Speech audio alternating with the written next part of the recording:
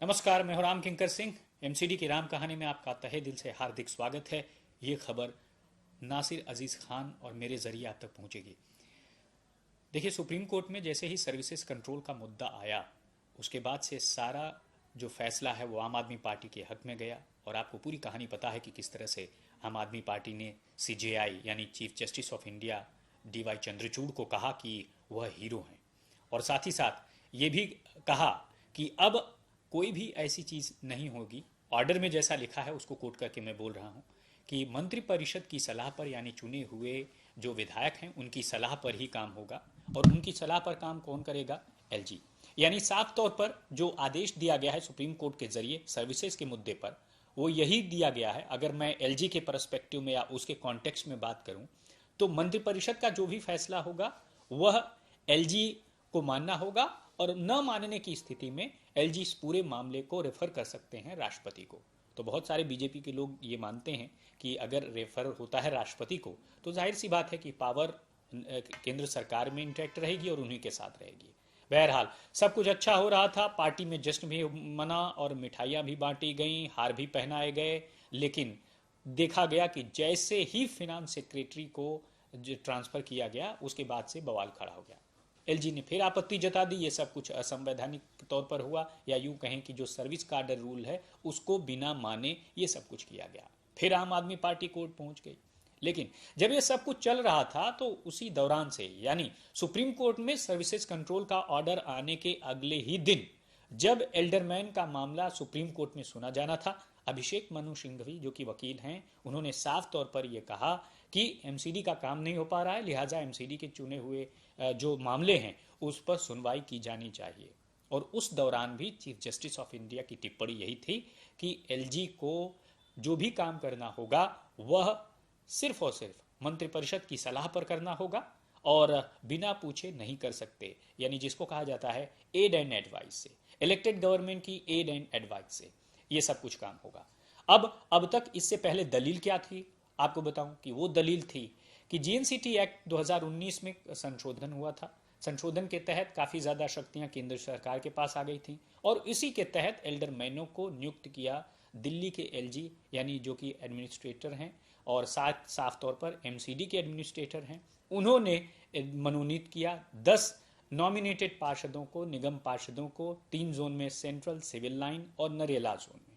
उनके अपॉइंटमेंट से इन 3 जोनों में आम आदमी पार्टी का बहुमत जो है कमतर हो गया, बीजेपी का बहुमत ज़्यादा हो गया, यानी बराबर का हो गया। वो बीजेपी जो करीब कुछ जोन में ही जो है बहुमत में थी। तो साफ है कि इससे काफ़ी ज़्यादा फर्क पड़ता है आम आदमी पार्टी को, और यही वजह है कि आम आदमी पार्टी कोर्ट में गई और उन्होंने कोर्ट का दरवाज़ा खटखटाया। तकरीबन 3 से 4 जो सुनवाई है वो टल चुकी है। अब अगली सुनवाई 15 मई को है, तो 15 मई को देखना ये होगा कि आखिरकार इस पूरे मसले में क्या कुछ होता है। लेकिन अगर आप पूरे चीज़ों को एनालाइज करिए, तो एनालाइज करते हुए एक बात तो आप साफ तौर पर ये मान जाएंगे कि जो कुछ हो रहा है वह कोर्ट के आदेश पर हो रहा है।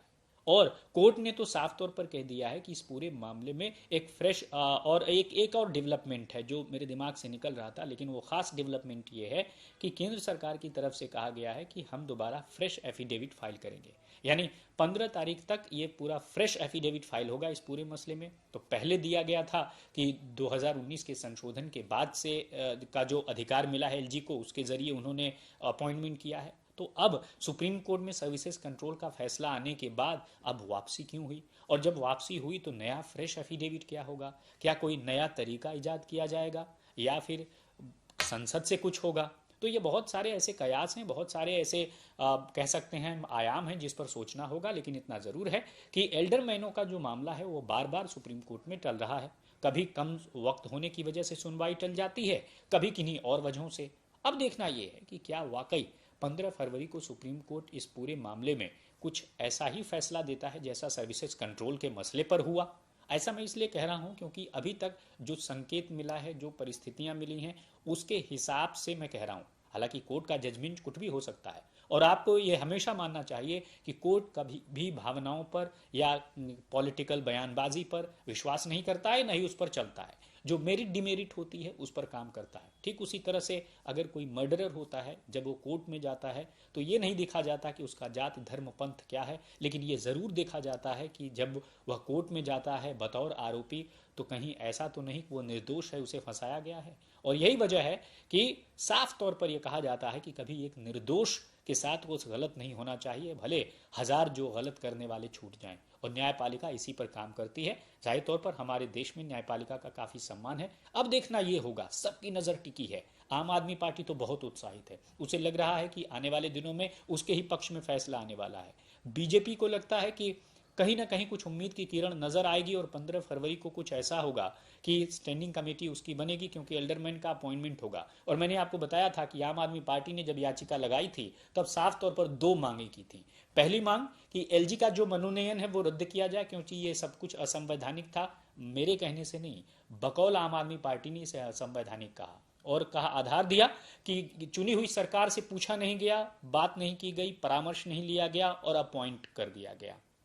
दूसरा ये कहा गया कि जोनल चुनाव में वह वोट नहीं कर सकते, यानी अगर वोटिंग राइट खत्म होता है या फिर उनका अपॉइंटमेंट रद्द होता है तो जाहिर तौर पर दोनों ही परिस्थितियों में आम आदमी पार्टी को फायदा होगा। और अभी जो हाफ इंजन वाली सरकार चल रही है एमसीडी में, मुझे लगता है वो टर्बो के साथ फुल इंजन वाली सरकार होगी। और सबसे खास बात यही है कि आने वाले दिनों में ऐसा लगता है कि अगर सुप्रीम कोर्ट कुछ स्थिति साफ करता है तो कम से कम दिल्ली नगर निगम में इस तरह के पचड़े नहीं होंगे, लड़ाई झगड़ा नहीं होगा, दिल्ली के लोगों का काम लगातार चलता रहेगा। तो बहरहाल बने रहिएगा, एमसीडी की राम कहानी के साथ फिर हाजिर होंगे एक नए मुद्दे के साथ। तब तक आप मुझे और मेरे अजीज दोस्त नाजिर अजीज खान को दीजिए इजाजत, फिर हाजिर होंगे। धन्यवाद।